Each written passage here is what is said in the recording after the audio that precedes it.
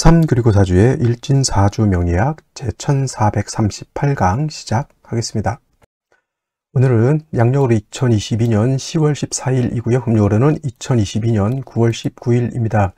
오늘 명식은 이민년 경술월 경자일이 되겠고요. 오늘의 일진 경자가 되겠습니다.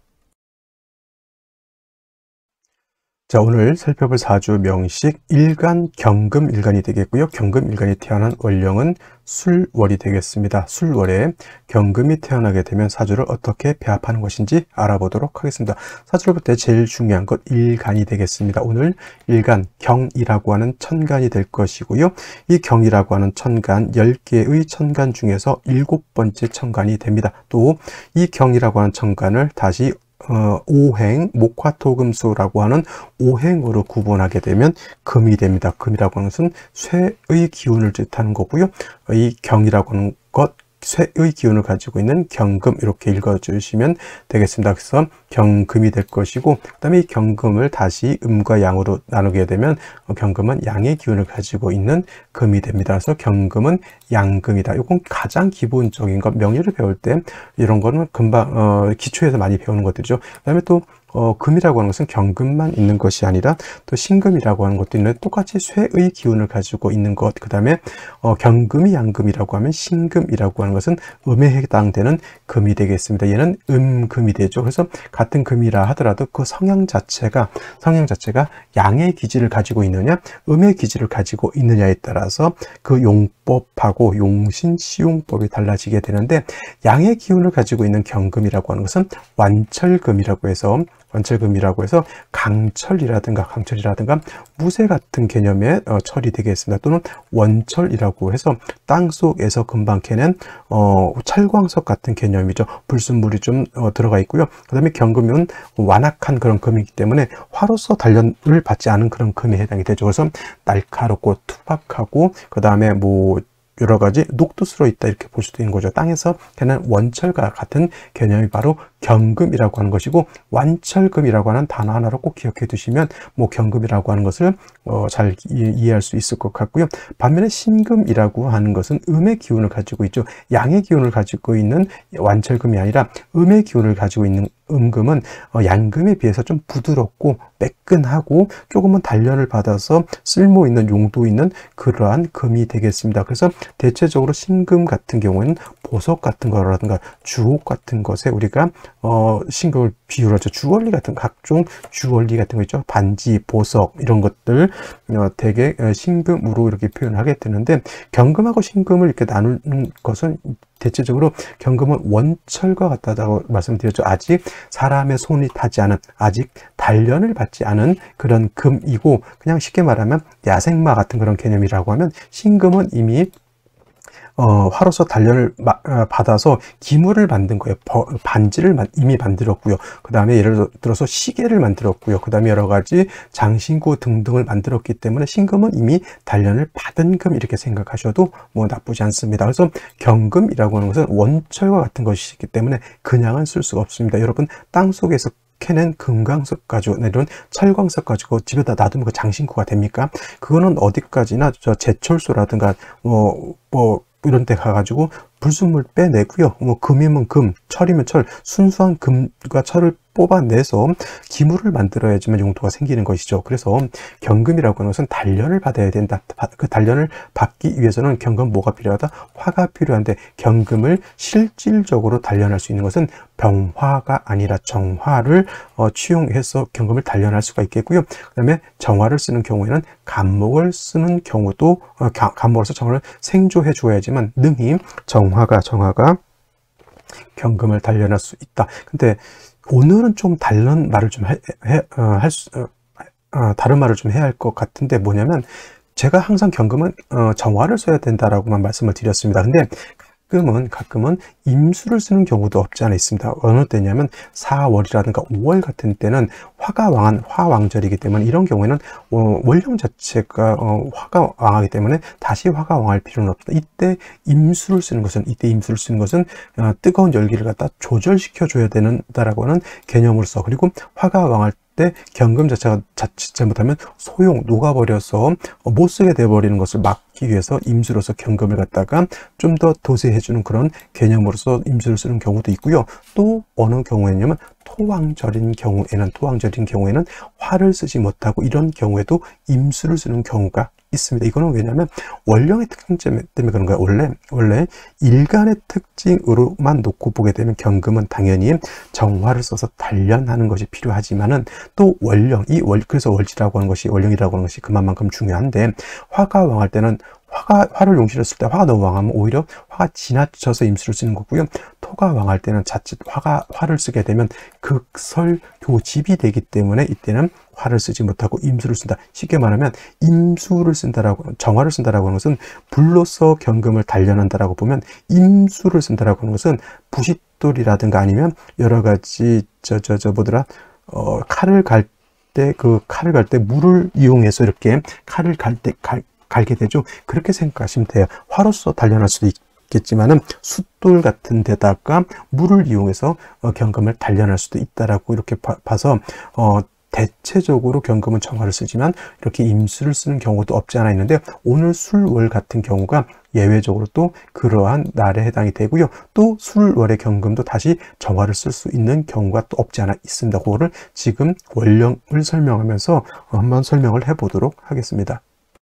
자, 다음으로 경금일간이 태어난 원령 술월에 대해서 살펴보도록 하겠는데요. 자, 일단 술월이라고 하는 것은 한로와 상강으로 구분되어 있죠. 한로가 되어야지만 유월에서 술월로 이렇게 넘어온다라고 말씀을 드렸고요. 일단 계절은 술월은 가을이 됩니다. 늦가을이죠. 늦가을. 그래서 늦가을을 다른 좀 유식한 말로 표현할 때는 모추라고도 하고요. 만추라고도 하고, 또는 개추, 끝 개자라고 해서 개추라고도 표현합니다. 술월만 가을인 것이 아니라 신유, 술월 모두가 가을이 되겠죠. 신유, 술월이 가을인데, 이제 술월 같은 경우는 바로 다음 달이 해월로 이렇게 넘어가게 되면은 해월부터 해자축월은 겨울로 넘어가기 때문에 술월 같은 경우에는 신월, 유월에 비해서 온도가 크게 하강되어 있다, 기온이 하강되어 있다라고 볼 수가 있겠고, 그 다음에 토 중에서도 술토와 미토는 어떤 토? 건토, 마른 땅이죠. 미토라고 하는 것은 사오미, 여름에 있는 토이기 때문에 굉장히 뜨거운 토라고 하면, 술월은 신유술 가을에서 겨울로 넘어가는 그런 토이기 때문에 축토처럼 동토까지는 아니다 하더라도 기온은 하강되어 있는 좀 삭막한 그런 황무지와 같은 그런 토가 바로 이 술토라고 보면 되겠습니다. 그래서 술월의 술토는 기온은 저온에다가 매우 건조한 그런 기후이면서 토 자체도 매우 차갑고 건조한 토라고 이렇게 볼 수 있겠습니다. 그리고 진, 술, 축, 미, 월 같은 경우에는 모두 토가 왕한 계절 토왕절이라고 볼 수 있는데, 오늘 경금이라고 하는 것이 이렇게 토왕절인 술월이 태어나게 되면, 물론 술 중에 있는 신금이 있기 때문에 경금 자체가 이 술토에 통근할 수는 있습니다. 통근. 그렇다 하더라도 신유월에 태어난 경금만큼 왕하지는 못하고요. 그 다음에 토라고 하는 것은 금을 생하는 역할, 토생금의 역할을 하는데,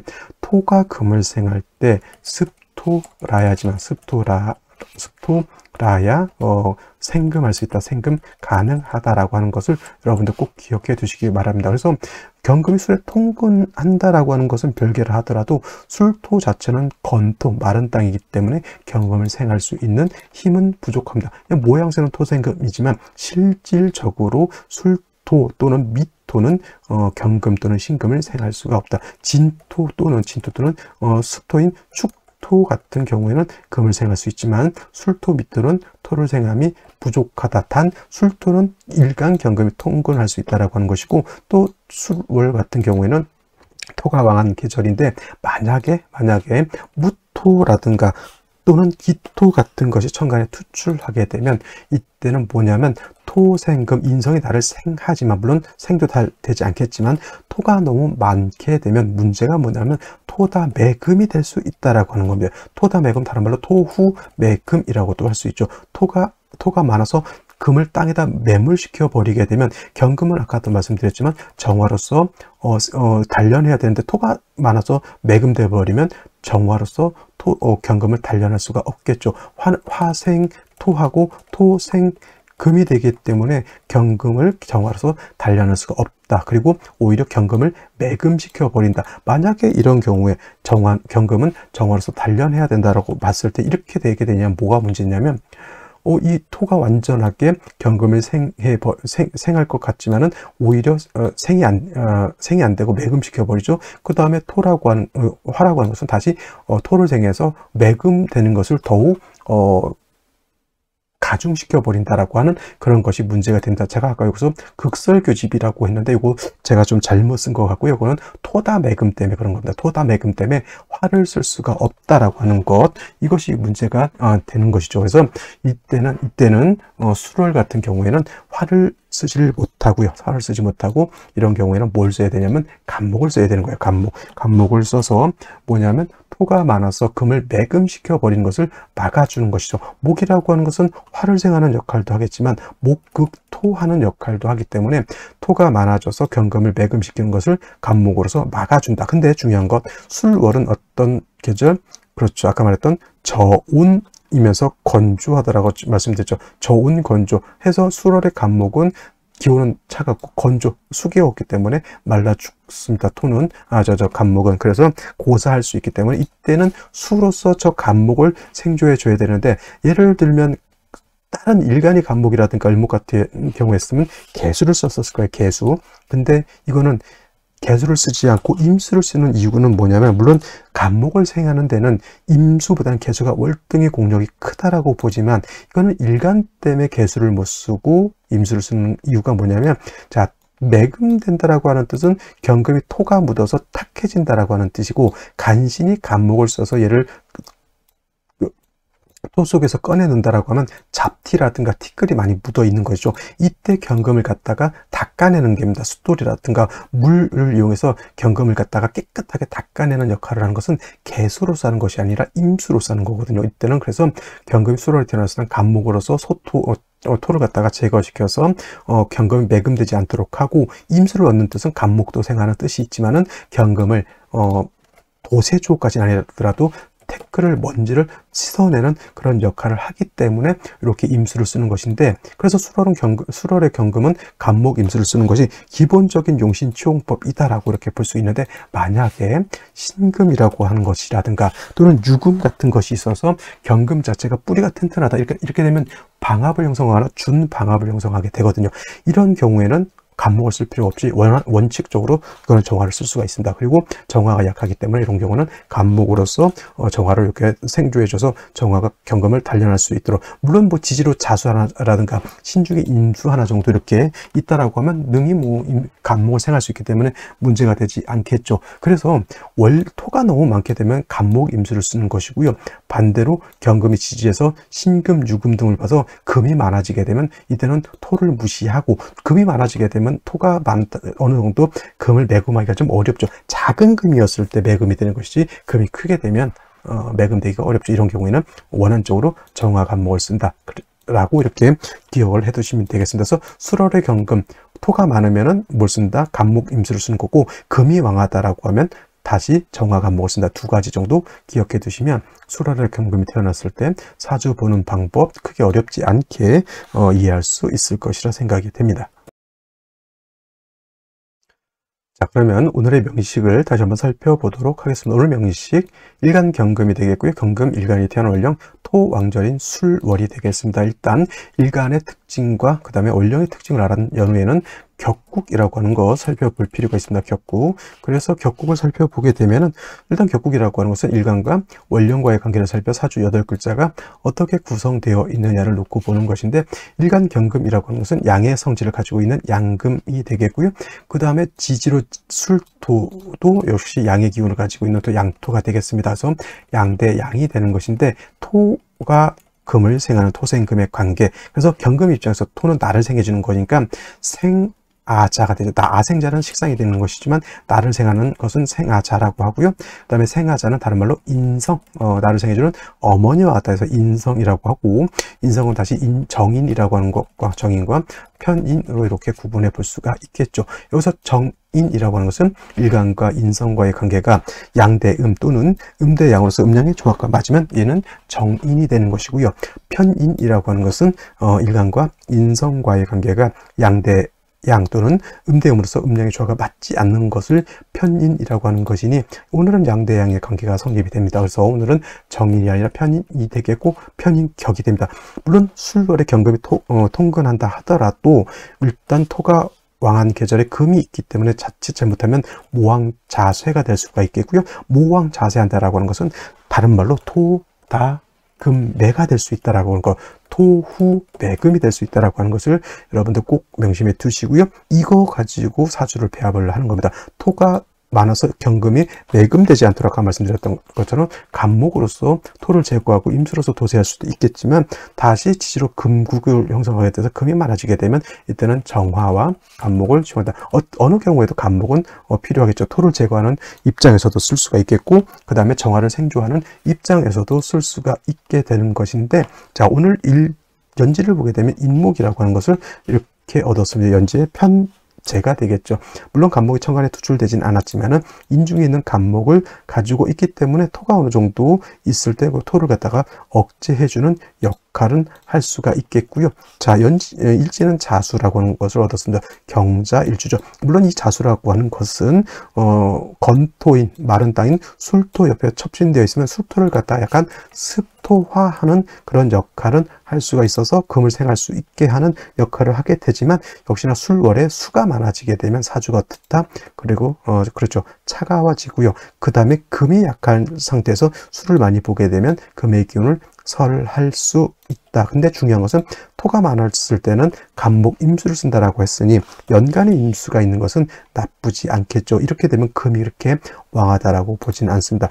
월간에 이렇게 경금이 있다 하더라도 이 술에 간신히 뿌리를 둔 경금 2개이기 때문에 이거는 그렇게 왕하다고 보진 않습니다. 인술, 그래서 요 인중병화 가지고 조호할 수 있겠고요. 그 다음에 이 경금 2개는 임수로서 도세해서 세진, 먼지, 티끌을 털어내준다라고 하는 개념에서는 좀 좋긴 한데, 솔직히 저는 술월에 경금이 간목 임수 쓰는 것보다는 차라리 술월이라 하더라도 지지로 신금유금을 봐서 경금이 생왕해지면 차라리 간목정을 쓰는 것이 제가 봤을 때는 사주가 좀 더 원활하고 사주 구세가 더 커진다, 이렇게 보고 있습니다. 그래서 임수 간목보다는 경금일간의 세력이 있다라고 하면 역시나 정화를 쓰는 것이 경금 입장에서는 더욱더 부귀를 얻는 데는 좀 더 나을 것이다 라는 생각을 해보면서 생시를 살펴보도록 하겠습니다.